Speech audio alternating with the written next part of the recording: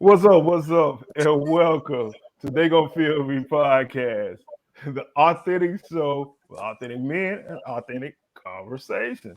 This is episode 21, and we're back for the year 2022. Back with our usual cast of characters. We got Mr. Roosevelt, Chris, and my boy LC. We gotta come back with a hard hitting episode. Make sure you like, subscribe, share this content to your mama, your mama's mama, everybody in your family. Make sure everybody know. So, without further ado, it's time to get to these topics. First up, Antonio Brown. Last week, Antonio Brown's been all over the news. This man took half his uniform off, his shoulder pad, in a situation when the Tampa Bay Buccaneers were playing the New York Jets, had a whole outburst on the sidelines. Fellas, what did you think about the Antonio Brown situation? What you got? I mean, when I saw it live, I just thought like, here this nigga go again. Like, you know what I'm saying? Like, I couldn't help it. I mean, knowing his history, knowing everything that he's done in the past, and knowing the type of person he is, he's a really flamboyant character, for the lack of better words. He likes to cause a scene. Basically, he likes to be seen and be heard. So I wasn't surprised by it, but it was just like, here you go again, and he just got another opportunity. He just won a Super Bowl. People were talking about him actually, getting back in a groove, and he can actually play with the team and doesn't have to be the star of the show. And now it seems like, oh, here comes the drama, and we're all on the cusp of the playoffs. So it's like your team is going back to the playoffs with, decent odds to win another Super Bowl. So it's just like, why? What's going on? But then, you see all the stuff on social media, and, it comes down to him playing injured, and his coach wanted him to play through an injury. And that's not, I mean, that happens in any sport. A lot of coaches want you to play through injury, especially when a win is on the line and the game matters. You know what I'm saying? So let It's me not. ask you I'm this not saying though. it's.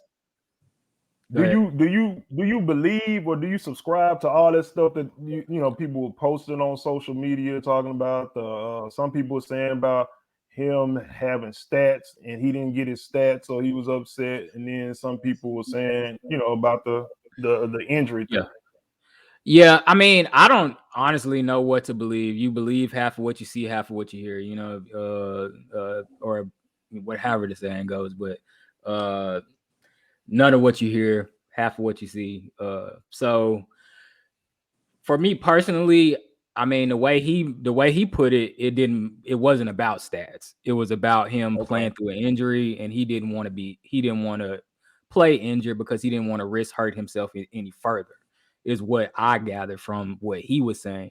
But when I saw the interview with the what was it, the Full Send podcast or something like that, he really seemed kind of arrogant. It seemed like, he's talking about he's the best receiver on the team, and that may be the case, but it's a team sport, bro. And it's like, even if you are the best receiver on the team, you shouldn't like come out and just flagrantly act like like you're this diva when you've already been put in that spot. Like, people already view you as a diva, and you're hard to work with, and you think it's all about you, basically. Okay. So now you're just supporting people's opinions about you. Now you're just making it seem even worse. Like this is who he is, and it's gonna be difficult. He's gonna get another job, probably, I'm sure, because he is a good receiver. He's one of the greatest receivers of this era of football,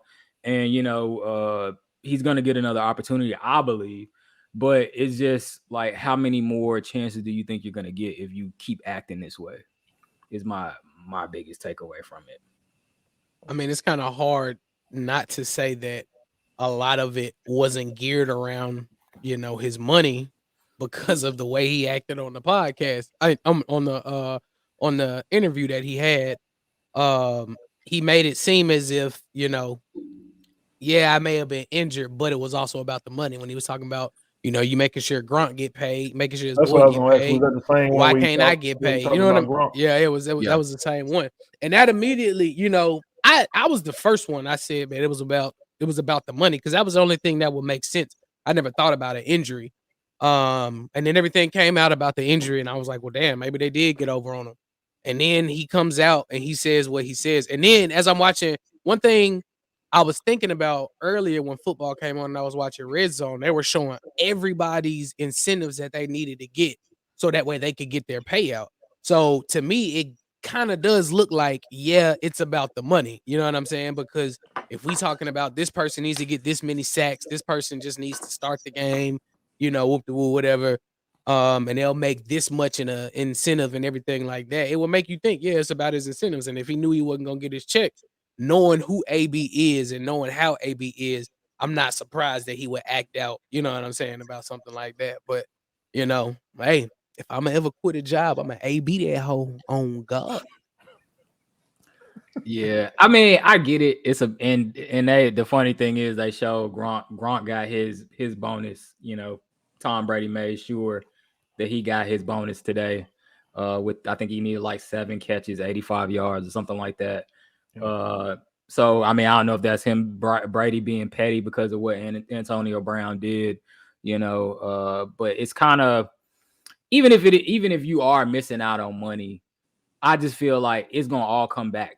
It's gonna come to you regardless. Like, you know what I'm saying? Sometimes you just gotta wait your turn. Like, even if it's incentives on the line, and you may not. I'm pretty sure it's other players that ain't gonna get their incentives, and they're not taking their jersey off and quitting the game, like quitting in the middle of a game. Like, it just looks bad. Like, personally, even if it is, Yeah, I'm not disputing the fact that it looked bad. Yeah, It definitely looked horrible. Justified. It's like a Yeah, kid jump throwing in. a What you got? Oh, who, me? I think that boy a hoe. I don't know. Like, I don't know. It's this weird thing where it's kind of like, maybe because he's a black player, I don't want to full on just think he a hoe, but I do think he like a prima donna. It's funny how in various sports, like everybody be like talking about, oh, this person's a prima donna, that person's a prima donna, and people just say, I don't know. It's like I mean, I don't know if he necessarily gets the same treatment, like as these other people.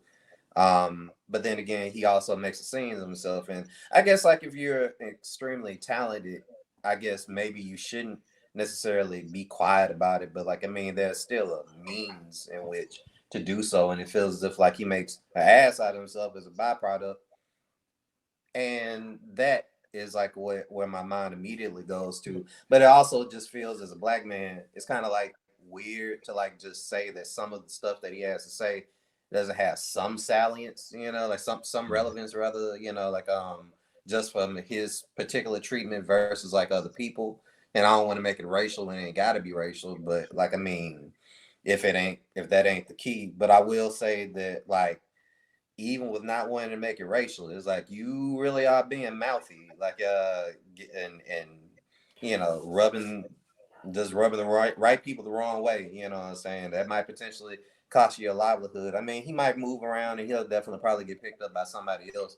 There's people that need him, but like, I mean, I don't know. It shows like a lack of sportsmanship as well as a lack of gratefulness to be in a position that he is, and to your boy Cyclone up there, like I think my funny two thing world. my But two yeah, to takeaways. his point, like maybe he just wait his turn.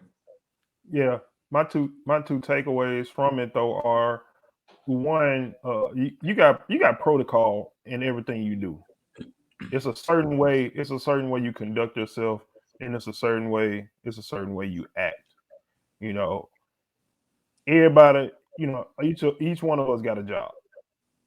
And if something happens on our job, and we get upset and somebody pisses us off, if we go out there, we take our uniform off and we walk out, what we think gonna happen? I don't know. You gonna But catch if he that? You gonna keeps catch down that this L? path, Taco You gonna Bell. you gonna catch that L? It's a chain of Live 'em He ain't out. gonna command. be making them wings, is Taco Bell. it? There That you boy go. finna You be gonna be living there. You go. monster. Talk. What you say? Taco Bell Yeah, hiring, Taco Bell, but they are Don't worry. always hiring, bro. Like Von, you're what your you're boy going Chris to Vontae came up catch with Davis that got a chicken L. wings spot for too. him. You're gonna catch that L. But it's a right way and it's a wrong way to do something. If you got an issue with something the coach is doing, okay, wait till after the game. When you go meet him, go talk to him. Hey, this is what I'm upset about. I want to get this amount of catches, whatever, blah, blah, blah, blah, blah. But something else though that we gotta remember. Think about this. You said it's about the money, Chris, and about the catches and all that. Think about this. AB missed 3 games this year. Y'all remember why he missed them 3 games? Yep, for that fake COVID card. Yep. So if you really wanted to play, But you know what though? I kind of felt like something like this was gonna happen because when the fake COVID card came out, I was like, his name been quiet, in the media for stuff like that for a minute. And I thought that was extremely stupid, knowing how strict they are about them COVID cards and how hard they're actually viewing them. So when his name came out with that, I was like, bro, either something else gonna come up during the season or he gonna in the off season, something crazy gonna come up with his name. I ain't expect him to pull Levante Davis though and just dip. But I mean, didn't they say Bruce Arians also told him to get out of here? He ain't on the team because he wouldn't go in. So I mean, you gotta look at that as well. Was he already fired before he left the field? Because I mean, if your boss come in, just think about when you got laid off or you got let go. Think about how pissed you were when your boss let you work the whole day, knowing they're gonna fire you. You know what I'm saying? Why you But, that hey, happened to me think before, about- when I was think about this pissed. too, though. Think about this too, though. When he came there, he was already on thin ice because he wore out his welcome in Pittsburgh. He went to Oakland, and oh my goodness, John Gruden, he couldn't get rid of him fast enough. Tom Brady actually had to go down, pick this dude up, put him on his couch, and be like, "Hey, I'm a vouch for him." That's the only reason Tampa Bay picked him up. So now it's like you burning every bridge that you've ever gone to, you always burning it. So that's like the cat that you look at him as another team. You're like, do we really? Is his talent worth the baggage? You know what I'm saying? And of course, some desperate team out there is going to give him, is going to give him a chance. But we'll transition on because the playoffs start, and we'll see what desperate team gives him a chance, or if they will give him a chance. But last week also news broke that there was an arrest warrant issued for the alleged killer of Young Dolph. Reezy and Chris, I know y'all in Memphis, close to this area. What was the reaction? What was the reaction like when it came out? Because I'm pretty sure the internet streets had already figured out who it was before it was announced. So what do you got? What's the vibe like there? Go ahead. The internet streets, especially the Memphis internet streets, had already they posted the dude. Like they said the dude's name, the one that's gonna turn himself in tomorrow. They said that it was him, like I think a couple hours after it posted. And then like the crazy part is the dude that's gonna turn himself in is he knows him, firsthand. He knows him. He is, apparently cool with Key Glock, so that's how he knows Dolph. So that's how he was so close to him, and he knew he was gonna be in town. And it was just like the whole setup with Dolph. Like from what I saw, because I was reading into it, and from what I saw, like he apparently did it because Dolph signed one of his ops or some shit like that. Something that was dumb, but I'm like, why would you do something to a guy like that still put you on, or a guy that's close to a guy that still put you on? But I mean, it's crazy. He get what he deserved. I don't feel good for him going in because they're probably gonna beat his ass because no Dolph had a lot of love. You know what I'm saying? Throughout the streets of Memphis and throughout the hood and throughout the world in general. you know. So I'm definitely happy to kill her off the streets. But it's just one of those things. Like the sayings are always true. The people that's close to you be the ones that do you the dirtiest, and that's one thing I hate about Memphis, man. It's like we so grimy. Like I don't see how you could try to cut somebody's hand off that's been feeding you. That's my only thing. Like I don't know. I could never do that. So Yeah, I mean, I think it's kind of sad. You think about it, makes me think about Nipsey Hussle. You know, the dude that allegedly killed. I mean, that killed him is somebody that was in his own gang, in his gang. You know what I'm saying? So, it's all I knew. You know, it had to be somebody close to him. Like just the whole setup. The people apparently trail him from the gas station to Makita's and was probably plotting on him the whole day. So, you know, it had to be somebody that was close to him that knew how he moved and operated. And I felt that as soon as the news broke about him being murdered, you know, and it's kind of sad. It's almost always your own people that do you in, man. And just to hear that the dude, I think his name is Justin Johnson or something like that, but he go by the name Straight Drop. Like he a rapper, and supposedly he had a PRE chain, and people was trying to figure out, you know, how is he tied to Dolph.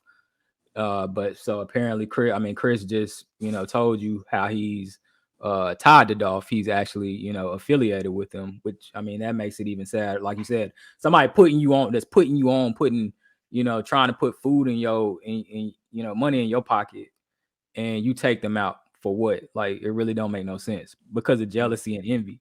Like jealousy kills more people, and jealousy and envy kills more people than, you know, almost anything. It's just like, dog, like, why are you so mad because this guy's in a position that you want to be in? Do you think killing him is gonna get you in that position? Like, I don't understand it. I mean, it just don't make no sense to me. But you know, from what I've seen, a lot of people are you know, happy that one of the killers are being found. But you know, again, it's like it was two dudes that did it. So where's the other guy? You know, well, you know, they got one guy in custody now, and I think he's okay, only like 16 or something like that. He young as a yeah, mug. I think it was either like 16 or in his early 20s or something like that. But he's super young, and it goes to show, like, bro, like Memphis is just different, bro. Like it's crazy. You'll throw your yeah, whole man. life away at that age. And then to look at one of the videos they were showing after it happened, dude was on there. Straight Drop he called somebody and they was on FaceTime laughing about it and shit. It's like, you just heartless, you don't care. And he plotted it out and everything. So fuck that dude. Yeah, but I mean, like, and I don't know why, but recently I've been watching a lot of videos on like gangs and, you know, like the whole like Chicago Chirac thing, and then the New York rappers and their whole gang scene, and you know, all these young, and it's the younger guys. Like it's like these 15-year-old, 14-year-olds. These guys are like banging and doing all this stuff at a young age, killing each other. Like, so it's just crazy. I feel like, you know, some gotta stop, man. It's almost like, you know, these people get a kick out of this stuff, and they don't feel like anybody can touch them until they do. You know what I'm saying? But yeah, It definitely does make you reassess your circle though. Like when you see Yeah. stuff like that, it makes you look in your circle, because the saying goes sometimes everybody I'm getting ready to mess this saying up. But the point is, everybody, when something good happens, for you, and you see everybody around you smiling, just because everybody's smiling, it doesn't mean that everybody is actually, rooting for you. Because the OJ's made a song about it. Like the here go, they smile in your face, backstab. So hey, it definitely it's a tragic story. But to speak to your point though, the Reezy, about the whole Chirac thing, because I watched a lot of videos actually about that too. I don't know, I just went down the rabbit hole a couple days. me too. Yeah, And just looking at Me it, three. and talking about all that. I mean, it's nuts, man. And yeah, when you it's think crazy, about bro. it, it's just black trauma on black trauma on black trauma, black trauma. like cats traumatized, and they're you're I mean, it's like PTSD. It's almost like a war, like a war going on your own turf.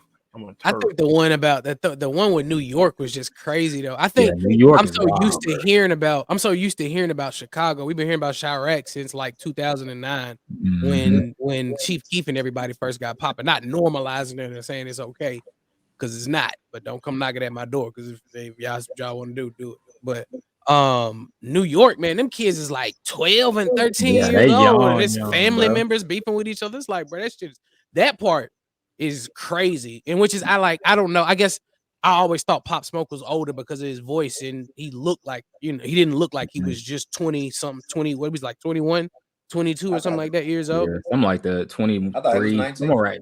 He's somewhere around He there. may have been 19. He was May super have been. young. He was super Yeah. young. And I mean, he didn't look like he was that young, I guess, like I said, because of the voice and because of the beard. But like these dudes are young. These dudes are kids, and they're Yeah. out here beefing like grown men, going Mhm. and And shooting and each other. and I mean, like it's I don't know. And I think you hit on something. You hit on something too, though. Like when you talked about the guy in Young Dolph situation, where like moments after, or minutes after, or time after, he on FaceTime doing all this and doing all that. I think Yeah.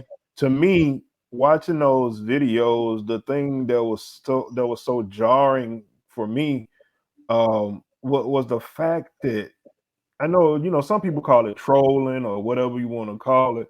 But when they talk about smoking on this person or this I'm like, dog, Mm-hmm. the person just died, and you're making a mockery. You're making a mockery of somebody, that just lost their life. You know what I'm saying? It's not funny, and like they're just totally disrespectful, and it has no regard for human life. It's like almost like you playing real life GTA.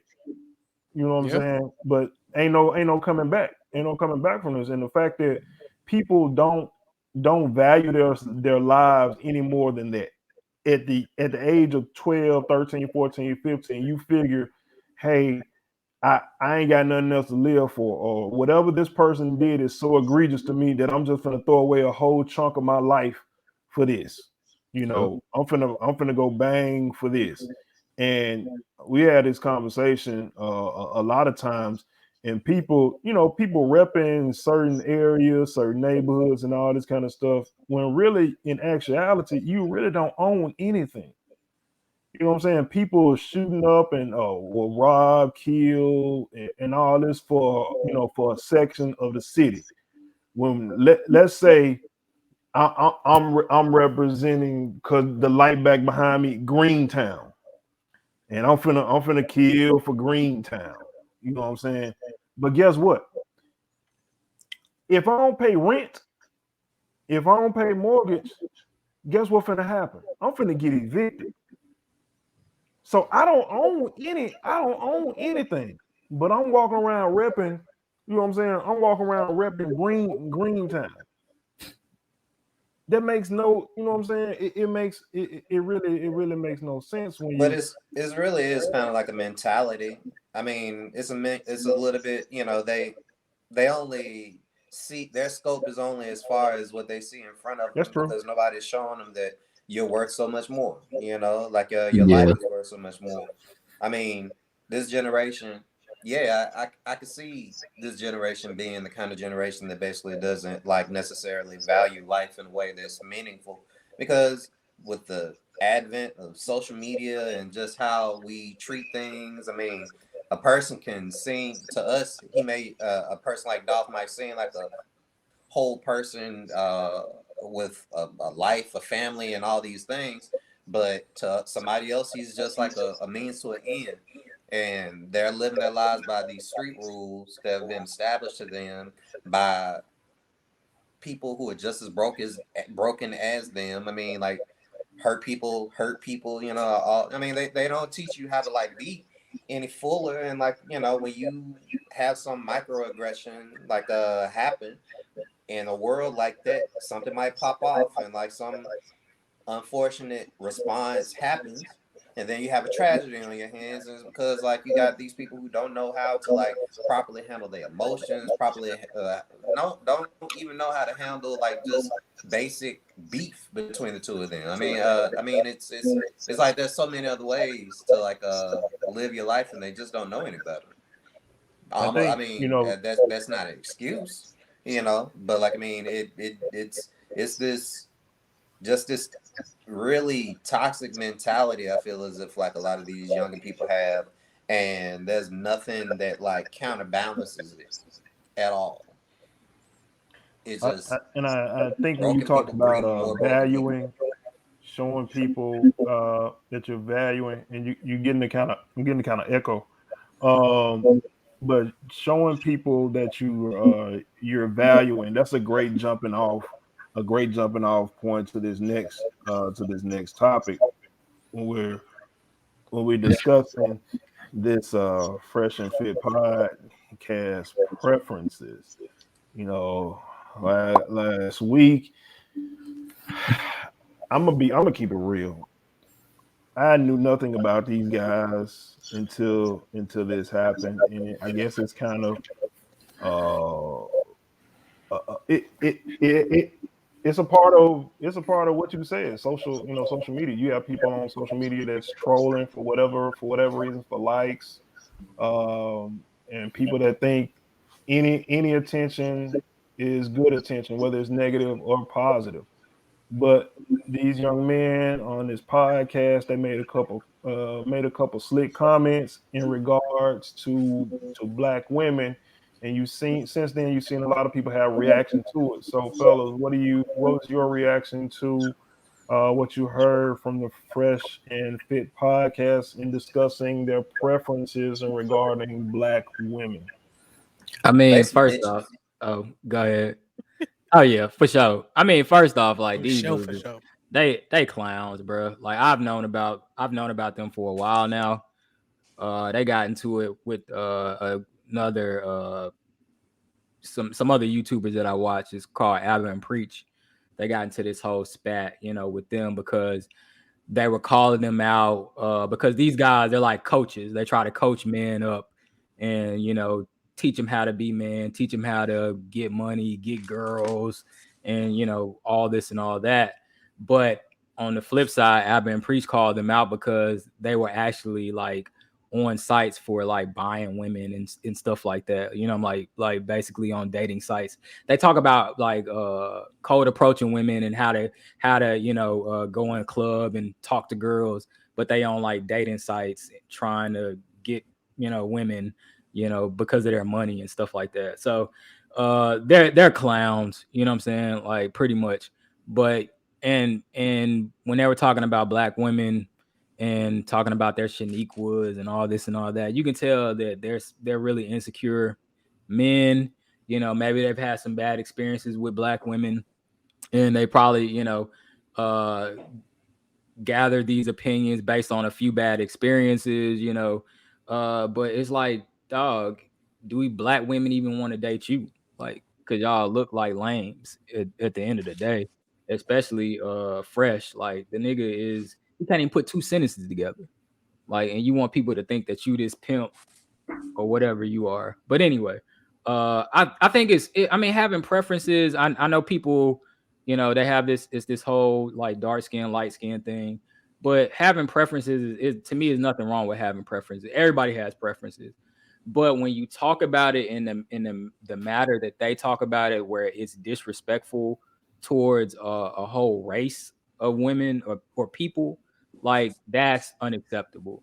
You know what I'm saying? Even if you have biases, you don't talk about women like or people like that in general, like that, calling them stereotyping them, talking about they're loud and belligerent and they're not they don't cooperate, and they had one black woman on the show and they were like, oh well, we just appreciate that you're not like the rest of them. And I'm just like, huh? That's not a compliment, my guy. Like she probably felt really, uncomfortable on that podcast. But anyway, like I mean, they clowns, and any young man out there, if y'all watching them, if y'all, trying to get advice from them guys, bro, y'all need to leave them niggas alone ASAP.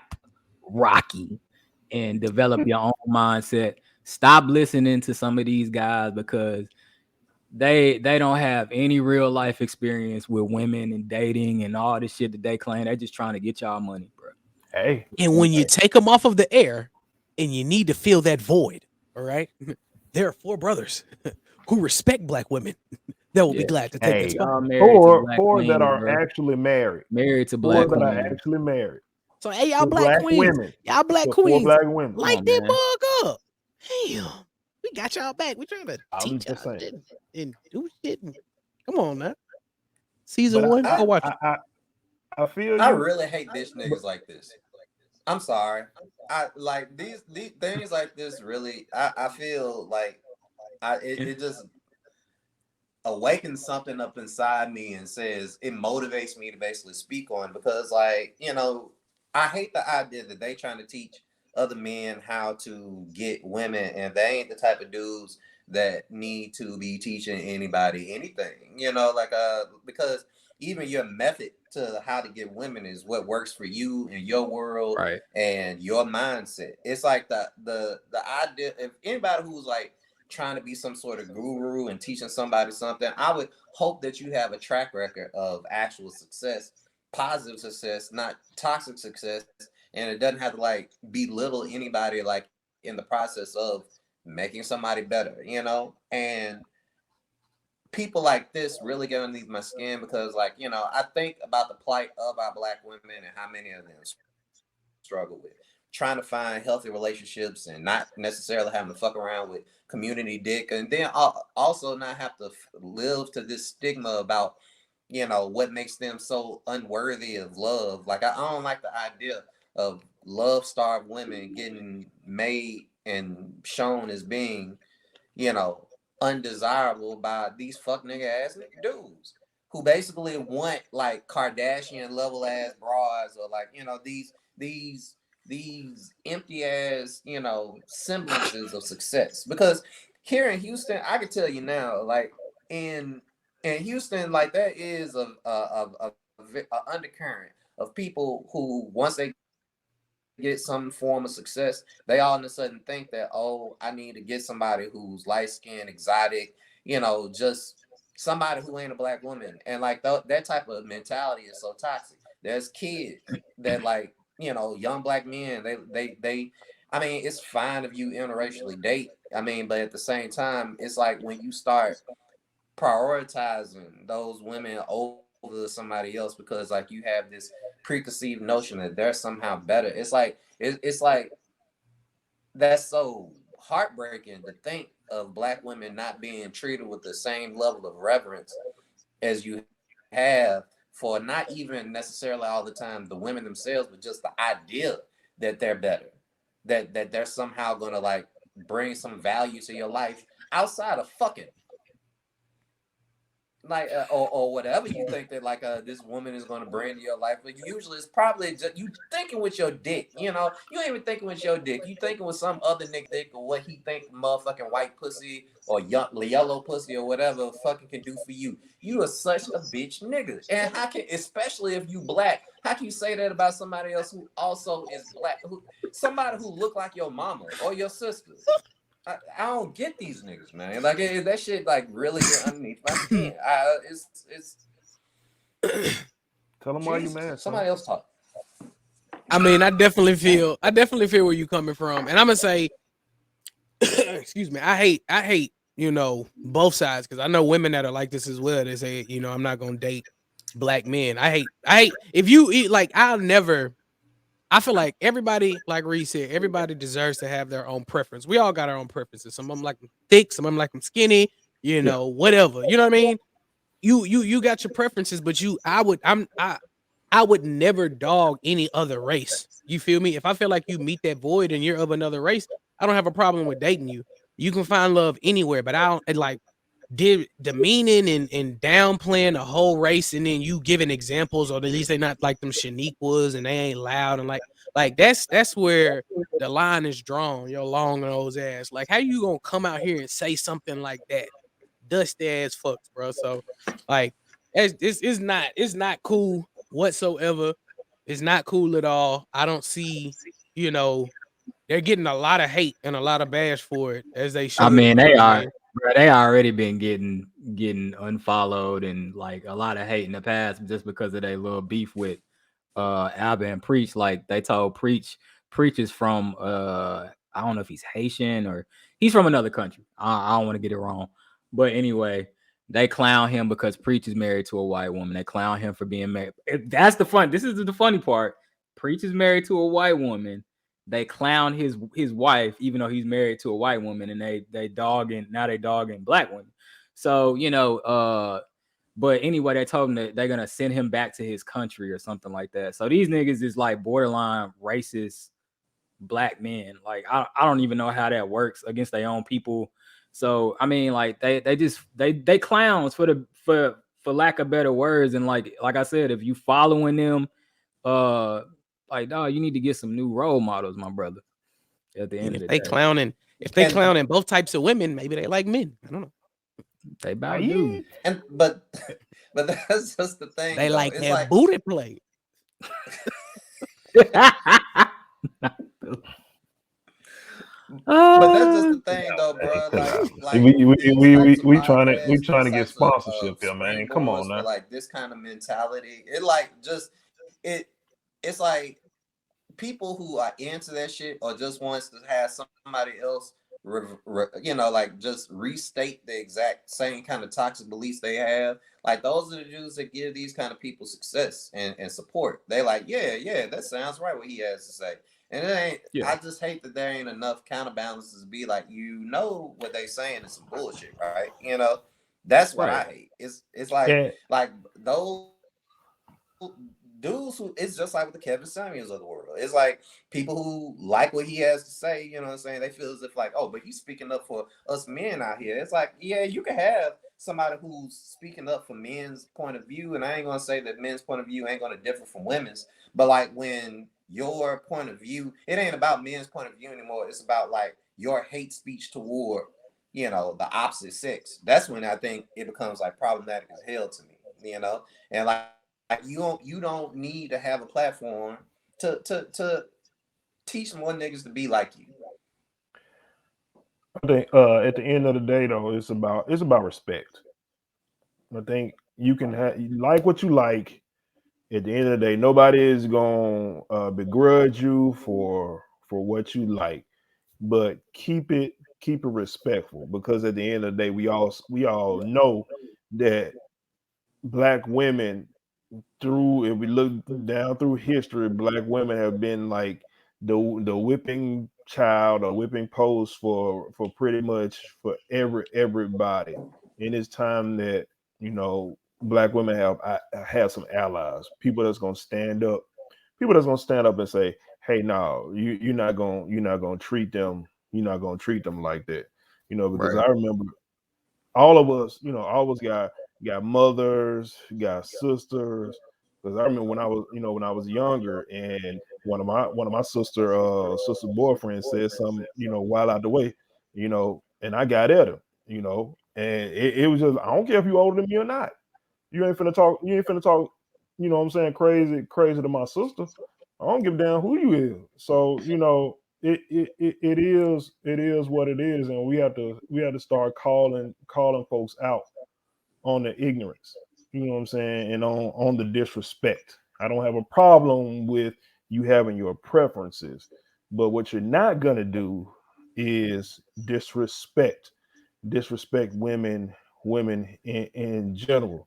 So that's the crazy on, thing about it, though, man. It's like one of them dudes on this show, black as hell, which means your mama probably black as hell. You dogging black women. Like, come on, man. I mean, but like I said, like, listen to the dude talk. The dude sound damn near the same color the shirt he was wearing. Dark ass nigga. He got the audacity is obviously crazy, bro. Like, come on, insecure as hell, bro. Oh. Anytime you gotta throw your money around, like, I've done all this, I've done all that, I've got more this than that than you, like, bro, like, you obviously have some kind of insecurity, and maybe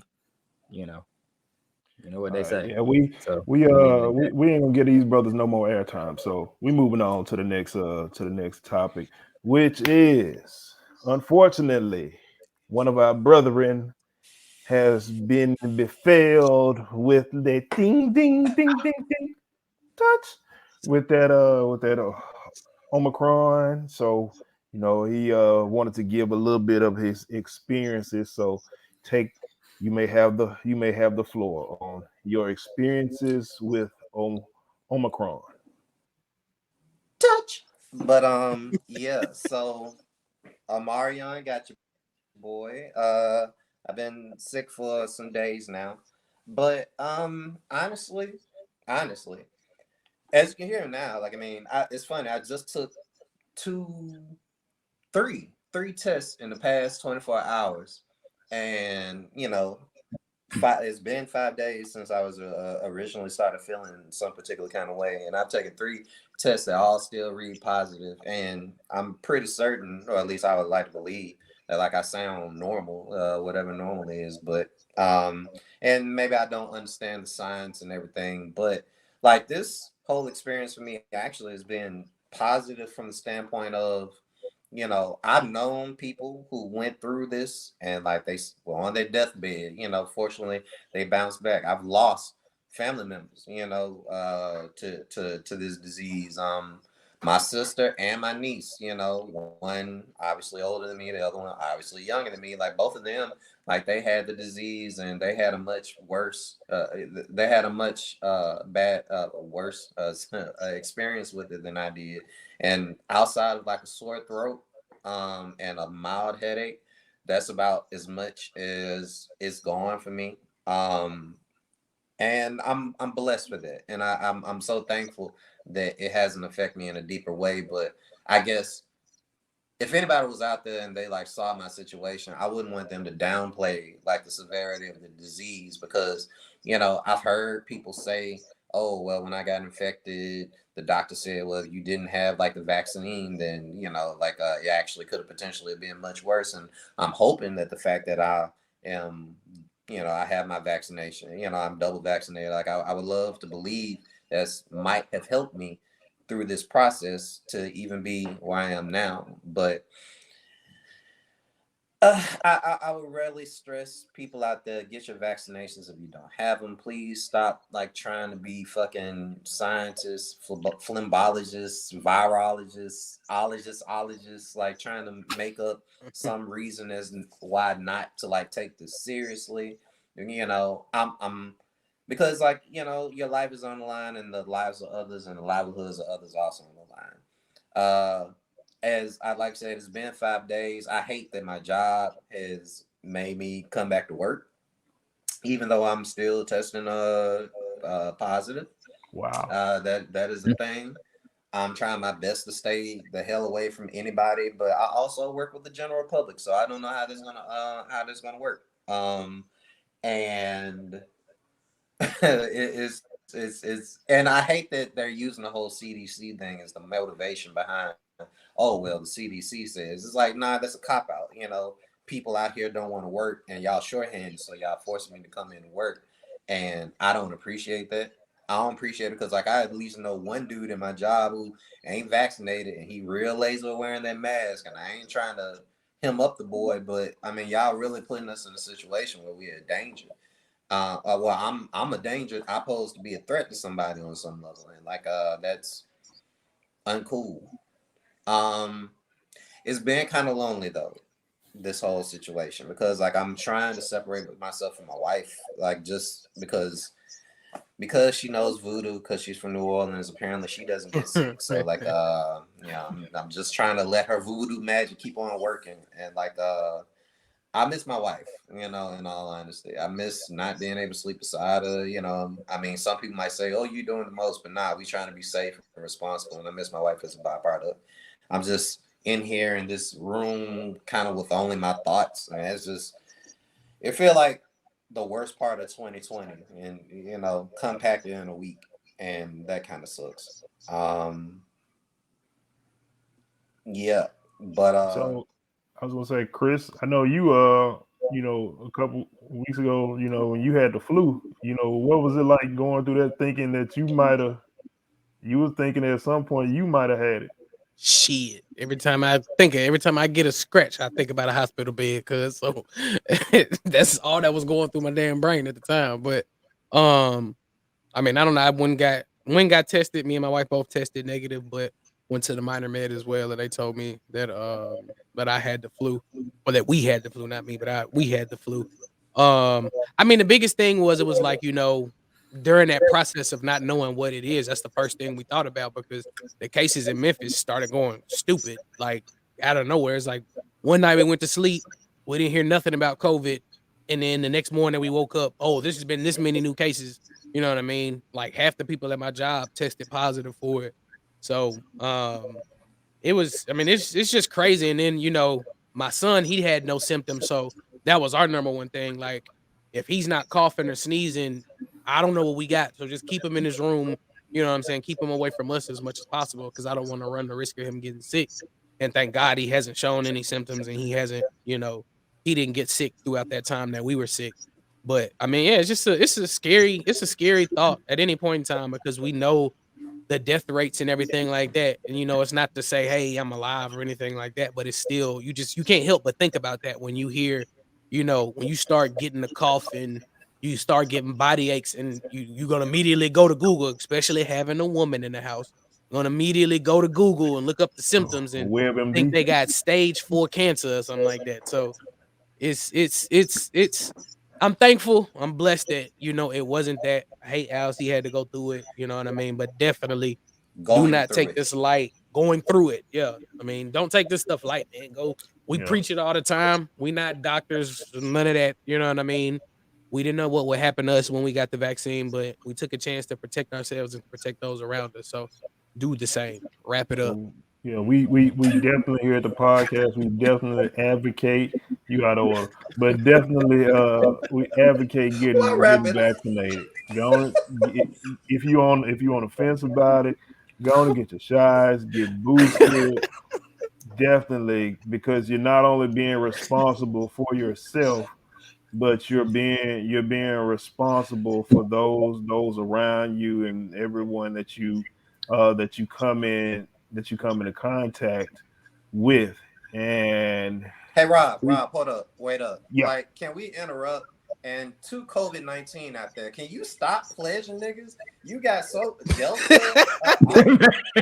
Like, why are you like niggas? IHU. Boy, every day they getting their letters, dog. They opening up new chapters. It's like you is pledging out here. Like, bro, we only have fall and spring lines, not winter. At least not in my chapter. Okay, like you need to stop, bro. You need to stop. Boy, enjoying Delta Omicron. Whatever. How we even get the Omicron this damn fast?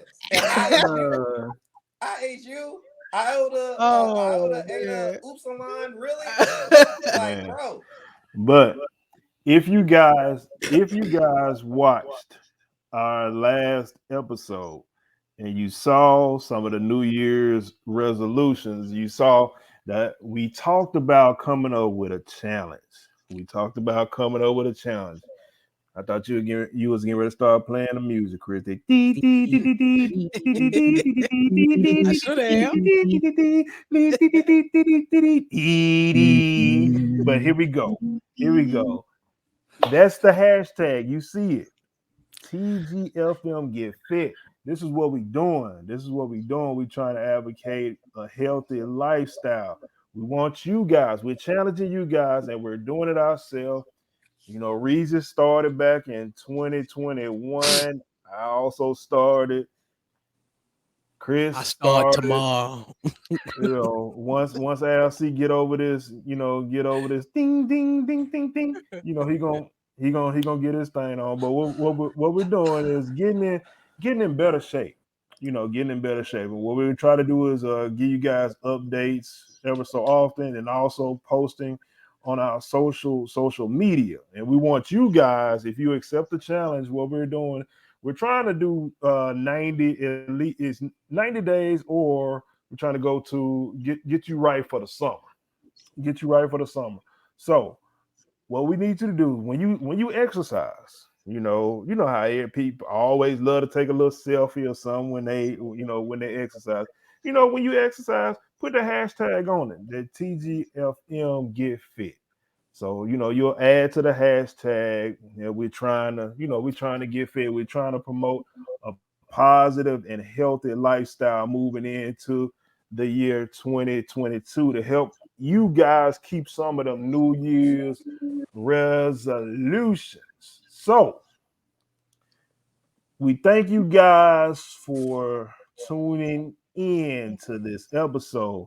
And before we leave, we'll be remiss if we didn't shout out and say salute to a couple of legends that we lost in the past week.